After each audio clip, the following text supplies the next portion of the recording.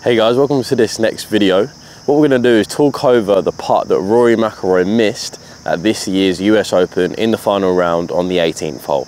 I've got a similar style putt here, and we're going to talk over what he done well and what he maybe didn't do so well, and the reason why that he may have missed that putt. This is just a little insight as to maybe why he missed the putt, but then also this could help you out when you're faced with a downhill left to righter. As we know, for a right-handed player, that's probably the hardest putt that we can get faced with, the downhill left to right, purely just because it's so important just to ensure that we get that start line. Really easy to miss it on the low side. So let's get into the video. Let's discuss why we think Rory missed that putt, what he done wrong, and maybe what you can do better. Let's get into the video.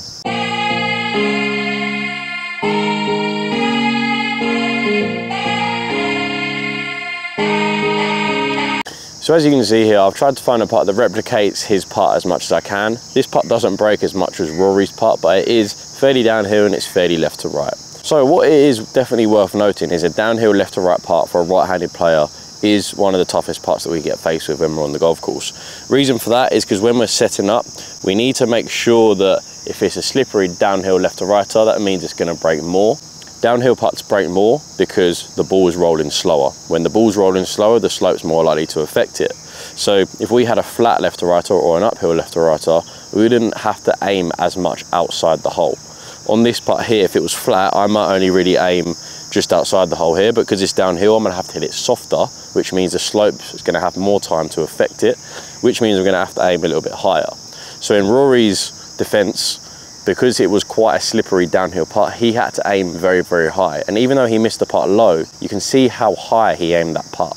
And I suppose that's point number two. He was aiming for such a short putt, his club face was aiming so far left of the hole. And that in itself makes it very difficult just to trust that start line, because he almost has to forget about the hole and focus on a point that's actually way outside the hole.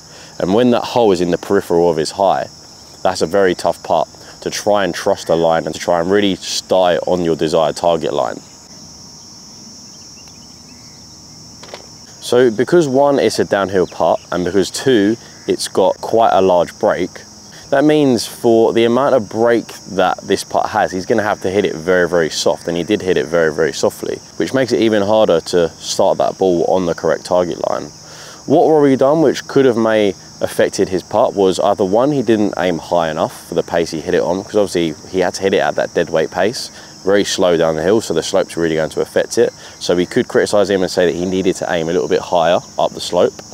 Two, what I noticed that I feel like he done was when he come into the putt, and this is really easy to do on them slippery putts, is when he was coming in, his grip worked a little bit higher through impact, so he's lifting that putter up.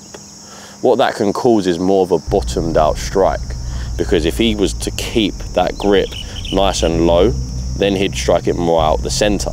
But what he done is he lifted that grip a little bit higher.